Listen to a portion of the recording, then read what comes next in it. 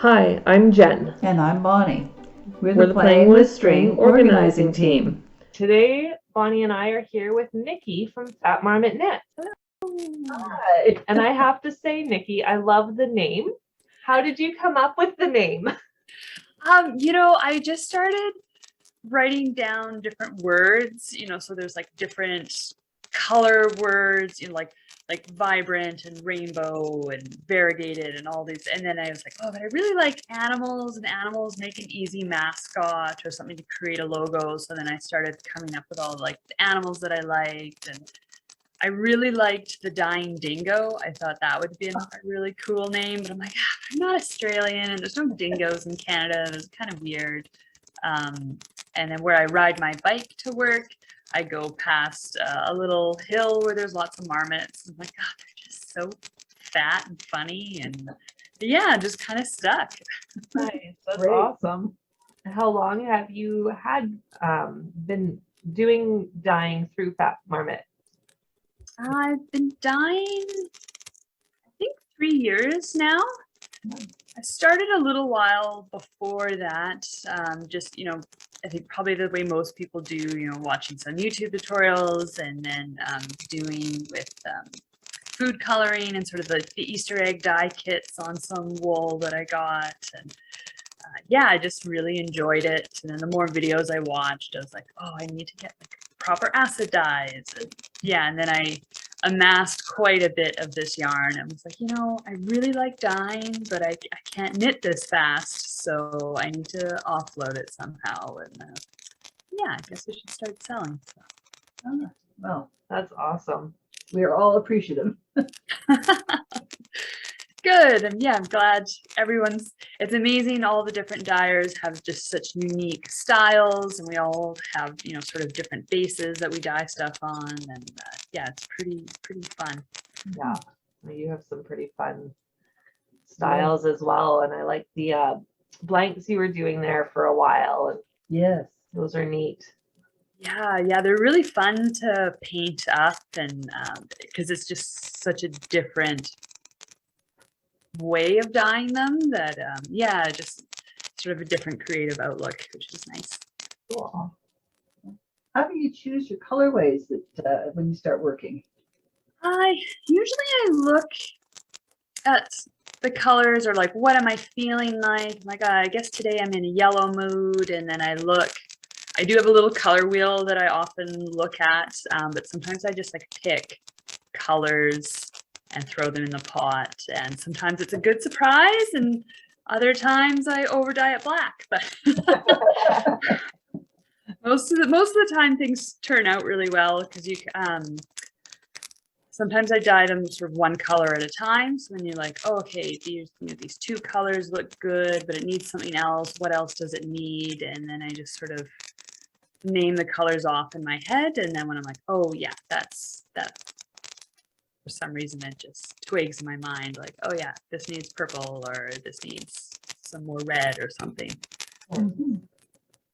And then do you name your colorways too?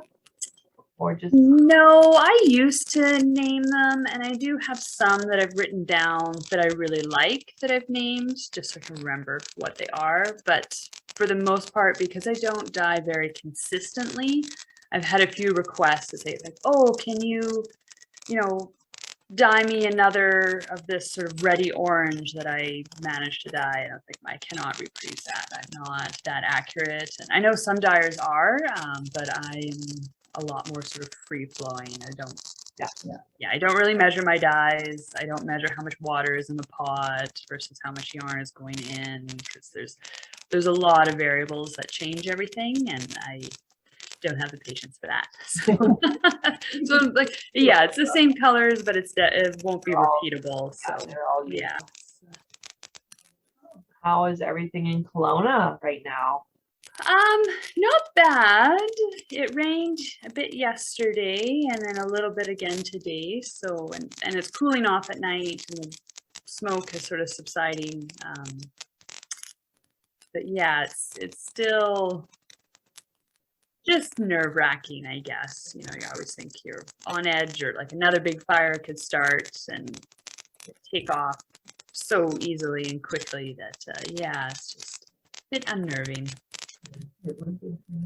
Have you ever thought about trying to use some of the ash into your dyeing process to kind of get that kind of smoky effect and then commemorate with something beautiful, something that was not good? Oh, no, I haven't. That would be interesting though. I know some potters and painters have tried those sorts of techniques, like the potters and their glazes and stuff. And it comes out really interesting. I don't know how it would be in a dye, but I think it'd be kind of fun. Yeah, because I think it might be basic ash. You know, pot ash is basic, and then so with the acid dye, like the dye bath needs to be acidic in order for the dye to bond to the fiber. So I don't know if that would change it at all. Not allow the dye to stick, but yeah. But there's definitely, you know, with the beautiful smoky red sunsets that we've been having, there's definitely a lot of inspirations to do some, like say some ashy grays with some beautiful peachy reds to sort of get that. Yeah. And how long have you been in Kelowna for now? I've been here about 4.5 years now. Yeah. And the yarn store in Kelowna Needleworks. Yeah, Kelowna Yarn and Needlecraft. Yeah. Needlecraft. They carry your yarn. Yes. And anywhere else as well? Yeah. The Violet Unicorn in Nova Scotia carries my yarn, and then there's another shop whose name escapes me at the moment in Nanaimo that carries my yarn as well. Yeah. You were Mad About You? I think so, yeah. Yeah. And we're looking forward to having you at the Fibre Fest this year. That's super exciting. Yeah, I'm excited to come up to Prince George. It's been a while. All right. Well, thank you for joining us today, Nikki. We look forward to having you here in September, on September 12th. Yes. Yeah. Thank you so much for having the time to chat today. That was great. Thank you for being in the Yarn Crawl and at the Fibre Fest this year. It's exciting. Yes, I'm looking forward to meeting everyone in person and viewing everyone's beautiful knitwear. So that's the most fun. Yes. Okay. Thank you. Thank you. Bye.